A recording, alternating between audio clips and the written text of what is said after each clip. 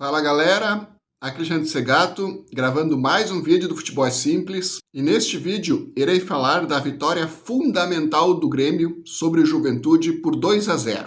Bom, por que eu disse fundamental? Por vários motivos. Primeiro, subimos a tabela, chegamos a 15 pontos, se afastamos um pouco daquela zona incômoda, esse é o primeiro fator. Segundo fator, o anímico. Foi a primeira vitória do time fora de casa, é muito bom para os jogadores recuperarem a confiança. Ir para essa parada com uma sequência de jogos sem perder também é muito bom para o anímico do grupo. E o terceiro fator é a tranquilidade. Se tivesse perdido hoje, o time ia ir para essa parada para o Mundial com uma pressão enorme, porque, como eu falei, estaria mais próximo da zona incômoda e ficar 12 dias sem jogar, com a última lembrança sendo uma derrota, ia pressionar demais. Ia gerar uma pressão, sim. O torcedor ia ficar bastante incomodado.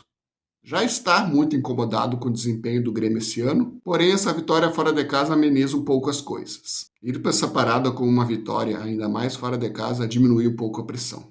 Então esses são os três fatores que tornaram a vitória do Grêmio hoje fundamental. A tranquilidade para o grupo, o anímico dos jogadores e a pontuação na tabela. E agora, gente, já peço desculpa antecipadamente por esse desabafo que vou fazer, a tamanho absurdos que estou lendo. E vindo de pessoas que trabalham para veículos grandes e importantes, torna isso pior ainda. Alguns dias atrás, uma jornalista, que trabalha para um grande veículo esportivo de comunicação aqui do Rio Grande do Sul, disse uma frase que esse grande veículo estampou ela de capa no seu canal do YouTube, a declaração dessa jornalista, que dizia o seguinte: esse Grêmio é o pior Grêmio da história, em letras grandes, com destaque. E eu só tenho uma coisa a responder para essa jornalista. Teu nariz, que esse é o pior Grêmio da história. Teu nariz, para não usar outro termo, gente. Eu não sei se algumas pessoas têm memória curta ou se essa jornalista quer gerar cliques para a empresa do patrãozinho, porque o canal do YouTube é da empresa, não é dela. E esse canal estava destacando uma opinião da repórter da sua empresa, do qual eu achei totalmente absurda a declaração. Cheguei até a pensar, sim, que ela queria visualizações para poder deixar o patrãozinho da empresa feliz com o número de acessos e cliques. Se foi esse o intuito, foi uma atitude bem baixa. Porque eu não quero acreditar que uma pessoa em sã consciência ache esse o Grêmio o pior da história. Gente, a nível de comparação, nos primeiros 11 jogos do Campeonato Brasileiro desse ano, o Grêmio tem 15 pontos. Nos mesmos primeiros 11 jogos, aquele time de 2021 tinha 4 pontos nas primeiras 11 rodadas do Campeonato Brasileiro. 4. Vocês estão vendo o tamanho do absurdo que é dizer que esse Grêmio atual é o pior da história? Gente, quem fala isso merece passar o que passou em 2021. Merece. Porque é até uma falta de respeito dizer isso desse Grêmio atual. Tirem 11 pontos desse Grêmio atual e estaria todo mundo desesperado, que foi o que aquele time de 2021 nos fez passar. Ficando 37 das 38 rodadas na zona do rebaixamento. Quer dizer que esse elenco é fraco? Tudo bem, eu também acho. Mas agora dizer que é o pior da história? Por favor, vamos se respeitar. Nessas mesmas 11 rodadas, o time de 2021 estava com 4 pontos. Quer dizer que esse time atual, que tem 15 pontos nas mesmas 11 rodadas, é pior que aquele? Por favor, gente, por favor. Classificar como fraco? Ok. Agora, pior da história? Ou alguns torcedores têm memória muito curta mesmo, ou algumas pessoas da imprensa estão querendo engajamento, estão querendo tirar um din-din com frases que são um absurdo.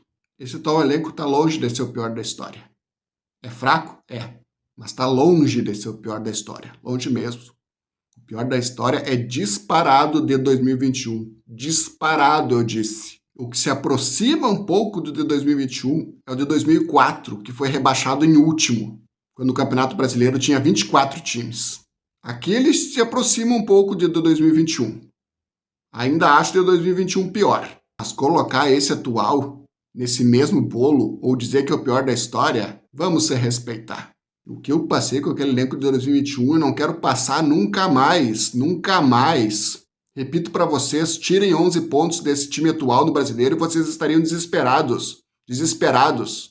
Já estamos bastante preocupados com o Grêmio esse ano. Agora imagina com 11 pontos a menos no Brasileiro. Então é isso, gente. Desculpe o desabafo, mas para mim essa jornalista cria engajamento e clique. Ela não pode ter dito aquilo em sã consciência, tendo vivido o que viveu em 2021. Então, repito, nessas mesmas primeiras 11 rodadas de 2021, a gente estava com 4 pontos. 4! 1, 2, 3, 4. Acabou. Era essa a pontuação do Grêmio nas 11 rodadas iniciais daquele campeonato. E esse com 15 pontos, que é o pior da história. E agora, mudando de assunto, já fiz meu desabafo, já deixei aqui meu registro, vou comentar sobre o jogo. Não só sobre esse jogo, mas os últimos de uma maneira geral, que é a pergunta que eu fiz para vocês no título do meu vídeo. O Grêmio sabe por que está ganhando os jogos? Essa é a pergunta que eu faço para o torcedor. Faço a pergunta, mas ao mesmo tempo já vou explicando. Na minha opinião, o Grêmio sabe por que está ganhando os jogos. Porque está conseguindo ser melhor defensivamente. O Grêmio, desde a estreia do Mano Menezes, começou a se defender bem melhor. A nível de comparação, os últimos 9 jogos do Mano Menezes, ele sofreu apenas 4 gols. Nessa mesma comparação, os últimos 9 jogos do Quinteiros, o time sofreu 16 gols. 16. Olhem o tamanho da diferença. É um absurdo. Que o Grêmio começou a se defender melhor, isso é fato. Últimos 9 jogos do Quinteiros, 16 gols sofridos. Últimos 9 jogos do Mano, 4 gols sofridos. Que o Mano está começando a solucionar o problema da defesa, isso é fato. E digo mais, 50% dos problemas defensivos do Grêmio foram resolvidos após o Mano Menezes colocar o Kahneman e o Wagner Leonardo junto, barrando o Gemerson. O Gemerson vinha cometendo muito erro individual. Os outros 50%, como eu disse, foi o mérito do Mano de saber arrumar defesas. Coisa que o Quinteiros não estava sabendo. 16 gols sofridos para 4 é uma diferença gritante. E se a gente pegar um recorte mais recente, o Mano Menezes até agora não perdeu no Campeonato Brasileiro. Não perdeu. Ah, mas teve a derrota contra o São Paulo. Sim, ele não estava na beira do campo. Ele tinha sido liberado por problemas familiares. Acho sim que o Grêmio agiu certo em liberá-lo. Era uma situação bem delicada. Era uma situação bem triste. Qualquer empresa séria teria feito a mesma coisa por consideração ao seu profissional. E é isso que eu digo para vocês. Dos jogos que o Mano Menezes esteve na beira do campo no Campeonato Brasileiro, o Grêmio não perdeu nenhum até agora. Nenhum. Ganhou do Santos, Bahia e Juventude, empatou com Vitória e Bragantino. Recentemente, essa semana na verdade, o ex-presidente Paulo Odoni foi a um conceituado podcast e disse a seguinte declaração: confiem no Mano Menezes.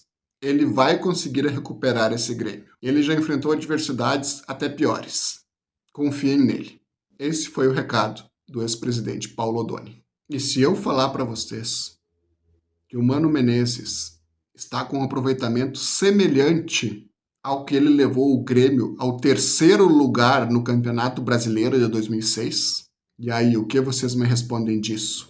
Isso que com muitas pessoas alegando que ele está controlando o pior Grêmio da história. Pá, imagina se ele tivesse com um Grêmio melhor. Se com o pior Grêmio da história ele está fazendo um aproveitamento semelhante a um campeonato que ele terminou em 3º lugar. E vocês acham que eu vou discordar do Paulo Odoni sobre o Mano recuperar o Grêmio? Pelo contrário, coloquei confiança nele desde que foi anunciado. Não era meu nome favorito, mas dos que estavam disponíveis no mercado, eu tinha 100% de certeza que ia fazer um trabalho muito melhor que o do Quinteiros. Então assim, gente, eu acreditei até no Quinteiros quando veio. Então vocês acham que eu não vou acreditar no Mano, que é um técnico 100 vezes melhor? Eu vejo muitos torcedores falando, pode pôr o Quinteiros, pode pôr o Mano, pode pôr o Guardiola, que ninguém vai dar jeito nesses problemas do Grêmio. Não, gente. É só colocar alguém competente que os problemas começam a ser amenizados sim. E muito. É só a gente colocar um treinador decente na casa mata que ele dá jeito sim. Com o Quinteiros, eu vou ser bem sincero para vocês, eu estava com medo de ser rebaixado do Campeonato Brasileiro. Eu estava com muito medo. Eu ia dormir em uma agonia. O Grêmio chegou a ser o vice-lanterna. Agora com o Mano Menezes, apesar de todos os problemas, tô indo dormir bem mais aliviado. Muito mais. Não tem nem comparação. O Quinteiros pedia tempo, o tempo dele era terminar o ano com o Grêmio entre os 4 últimos. Além de ser um treinador fraco, na minha opinião, não tinha conhecimento algum da competitividade do futebol brasileiro. Aqui, se perder 2 ou 3, as equipes lá de baixo te passam. Aí 2021 que não me deixa mentir. E o Mano Menezes, com 1 mês e 1 ou 2 semanas de trabalho, já está conseguindo com muito sucesso sair daquela zona incômoda. E repito, nem foi ele que deixou o time ali. Vamos admitir, gente. O trabalho do Quinteiros foi uma porcaria. Uma porcaria. Não, eu dei aval para ele, porque eu sempre torço pro clube, né? Não para treinador. E enquanto ele estava à beira do campo, eu apoiei, torci muito por ele. Mas hoje me arrependo. Me arrependo muito. Mas tem aquelas pessoas que vão dizer: o Quinteiros avançou na Copa do Brasil e o Mano Menezes caiu. Então, assim, gente, o Quinteiros avançou na Copa do Brasil em 2 disputas de pênaltis. Se não tivesse passado nos pênaltis, vocês iam entender a gravidade da situação. E na Copa do Brasil, eu concordo. O trabalho do Mano foi tão ruim quanto o do Quinteiros. E que a única diferença é que ao Mano Menezes não foi dada a possibilidade de ir para os pênaltis, por foi garfado em um dos lances mais inexplicáveis da história do futebol brasileiro. Eu não sei se o Grêmio ia passar nos pênaltis, mas eu só queria que tivessem dado ao Grêmio esse direito que ele conquistou em campo. Pode ter jogado mal, pode ter tido os problemas que teve, mas o resultado de campo ao menos merecia ter ido para os pênaltis. Então eu afirmo isso para vocês. Na Copa do Brasil, o trabalho do Mano foi tão pífio quanto o do Quinteiros. A única diferença é que a um treinador não foi dada a possibilidade dele para os pênaltis. Só. Essa é a diferença. O Mano ter ido para os pênaltis também teria sido um trabalho tão ruim quanto o do Quinteiros. Eu não vou considerar o trabalho do Quinteiros melhor porque ele avançou e o Mano caiu, pois acabei de explicar toda a situação aqui. A um treinador não foi dada a oportunidade de ir aos pênaltis. E na Sul-Americana também acho parelho, já que o Mano enfrentou 2 vezes o adversário mais difícil. E a situação no Brasileiro, não preciso nem dizer, essa sim, gritante. Disparado do Mano muito melhor. Como eu disse, estou ficando mais aliviado. O Mano Menezes estava com aproveitamento que em uma época ele terminou em 3º lugar. Já o Quinteiros, após a partida contra o Mirassol, estava com aproveitamento de rebaixado. Pensem um pouco. Faça um leve exercício. Tem diferença, né? Um 3º lugar do Campeonato Brasileiro para um vice-lanterna, né? Não estou dizendo que o Mano vá terminar em 3º. Embora eu torça bastante para esse aproveitamento se manter, pois esse ano eu não quero mais ficar preocupado com a hipótese de entrar na zona do rebaixamento e que o Mano deixe apenas uma base preparada para o ano que vem. Esse ano é ano de eleição, muita coisa vai mudar. Acredito que possa vir um presidente melhor do que o Guerra foi. Então, se o Mano ao menos deixar a casa arrumada, já me serve bastante. E o que ele deixar de posições mais altas possíveis é lucro. Fico ainda mais feliz. O Mano Menezes tem um gatilho de renovação, caso o Grêmio consiga ir para a Libertadores do ano que vem. E as opções seriam via Sul-Americana ou via Campeonato Brasileiro. As duas, no momento, estão bem distantes. Bem distantes. O Campeonato Brasileiro é bem imprevisível. Se tu ganha umas 3, tu entra praticamente no meio da disputa. Mas se tu perde umas 3, tu já fica muito distante novamente. Então não é algo que dá para prever tão fácil. Tem que ser jogo a jogo, vendo a cada rodada onde o time vai parar. E eu confio no Mano Menezes. Como eu disse, podem me julgar. Já acreditei em Quinteiros. Vou acreditar no Mano sim. Ainda mais agora trabalhando com Luiz Felipe Scolari. Acha um pouco? Pesquisem a história desse cara. Vamos ver o que acontece na sequência do campeonato. Acho que essa parada para o Mundial de Clubes vai ser muito benéfica ao Grêmio. Finalmente. Eu estava torcendo para chegar logo essa parada. E como eu falei, agora com uma vitória fora de casa, mais tranquilidade para trabalhar, para treinar as jogadas, para colocar tudo em prática. E na volta da parada o time apresentar um futebol bem melhor. E agora sim, falando do jogo de hoje, eu falei no vídeo anterior que o Grêmio tinha bons valores. E do meu top 3 melhores em campo, 2 jogadores eu coloquei nesse meu vídeo como bons e o outro entrou como médio. É o que eu falo para vocês. Nós temos bons valores, sim. Esse elenco está muito longe de ser o pior da história. É um grupo carente? É. É um grupo, de certa forma, até fraco? É. Mas tem bons valores. Eu citei que o Grêmio tinha 8 bons valores nesse meu vídeo, da análise do elenco do Grêmio. E vou falar aqui meu top 3 contra o Juventude, do qual 2 jogadores eu coloquei no meu vídeo como bons. O melhor em campo foi ele, símbolo de raça, vontade e com muita qualidade. Walter Kahneman. Eu coloco o melhor em campo contra o Juventude. E no meu vídeo estava como jogador bom. Lembram do meu vídeo, eu dividi os jogadores como bom, médio e ruim. Eu não coloquei essa categoria muito bom ou muito ruim. Se o jogador era muito bom, já entrava como bom. Que foi o caso do Walter Kahneman. Eu classifiquei como um dos bons valores do Grêmio. E hoje ele foi o melhor em campo. O segundo melhor em campo também foi um jogador que eu coloquei como bom. Christian Oliveira. Se movimenta bastante. É um jogador oportunista. Estava no lugar certo para fazer o gol. Tem o drible, a jogada pessoal. Isso é muito bom para furar retrancas. Então, Christian Oliveira foi o que eu coloquei como segundo melhor em campo. E o terceiro melhor em campo, para mim, foi o Cristaldo. Se movimentou demais. Finalmente fez uma partida bem dinâmica.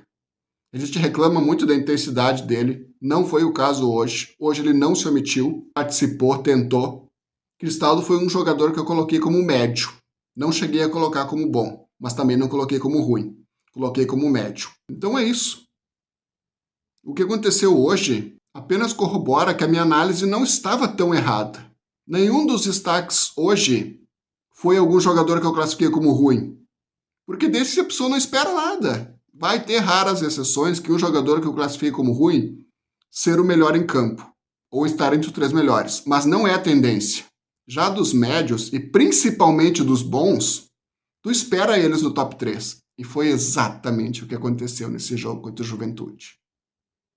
Exatamente. Então acho que a minha avaliação daqueles jogadores como bom, médio e ruim teve certa lógica. Teve muita lógica. Repito para vocês, esse elenco tem bons valores. Está muito longe de ser um dos piores da história. O que eu digo para aquela jornalista, que falei no começo do vídeo, teu nariz, que esse é o pior elenco da história. Teu nariz está muito longe de ser o pior elenco da história. Sim, pode estar longe de ser o melhor da história também. Pode estar longe de ser esse também. Concordo, mas pior da história, vamos se respeitar. Precisa sim de contratação. Eu mesmo citei naquele vídeo que precisa de umas 5 e todas para nível de titularidade. Mas se fosse de fato o pior elenco da história, ia precisar de 11, não de 5. Então parem de falar esse absurdo, esse escárnio, desse ser o pior elenco da história, porque está muito longe disso. Muito longe mesmo. Só quem não viveu 2021 faz essa porcaria de comentário. Bom, voltando ao jogo. Finalmente até a sorte virou. Lembra que eu reclamei de alguns vídeos anteriores do azar? Vocês viram o segundo gol do Grêmio hoje? Foi praticamente o jogador do Juventude num bate-rebate que jogou pro Cristaldo. Foi uma sorte tremenda. Não foi nem o jogador do Grêmio. O jogador do Grêmio estava dividindo a bola. E se não bastasse isso, o Cristaldo furou em bola, furou, e virou um passe perfeito para o Kiki estufar as redes. Finalmente, a sorte veio para o nosso lado. Quando eu falava que o Grêmio tinha azar, e algumas pessoas diziam, o azar acompanha os incompetentes. Concordo. E hoje que estou falando que o Grêmio teve sorte, espero que essas pessoas pensem a mesma coisa. A sorte acompanha os competentes. E hoje, contra o Juventude, o Grêmio foi muito competente. Para a tristeza de alguns gremistas, que acho esse o pior elenco da história, eu prefiro analisar as coisas de forma racional e não passional. A paixão minha é de eu torcer, a de acreditar sempre. Mas as minhas análises vão ser todas da forma mais lúcida possível. O Mano já está conseguindo corrigir muito bem os problemas defensivos. Agora falta arrumar o meio-campo. Como eu disse, apesar do Cristaldo ter ido bem hoje, o Grêmio ainda precisa de mais. O fato do nosso meia ter ficado no top 3 mostra que as coisas são construídas pelo meio-campo. Então, se a gente tiver um jogador mais qualificado para essa função, as coisas vão fluir muito melhor. Sou da velha máxima que jogo de futebol se ganha no meio-campo. E por último, o ataque também precisa ser corrigido, porque hoje voltamos a perder muitos gols. Era para a gente ter matado o jogo contra o Juventude no primeiro tempo. E começou o segundo, a gente estava com a mesma blitz e começamos a perder gols. Ainda bem que não fizeram falta e conseguimos matar o jogo fazendo o segundo. Mas se antes eu reclamava que o time estava jogando mal ou não criando nada, reclamaram que o time está perdendo gols hoje, é um oceano de diferença. Já é uma grande melhora. Acredito sim que o Mano está no caminho certo e que essa parada vai ser benéfica ao clube. Era isso, gente. Esse foi mais um vídeo de Futebol Simples. Obrigado.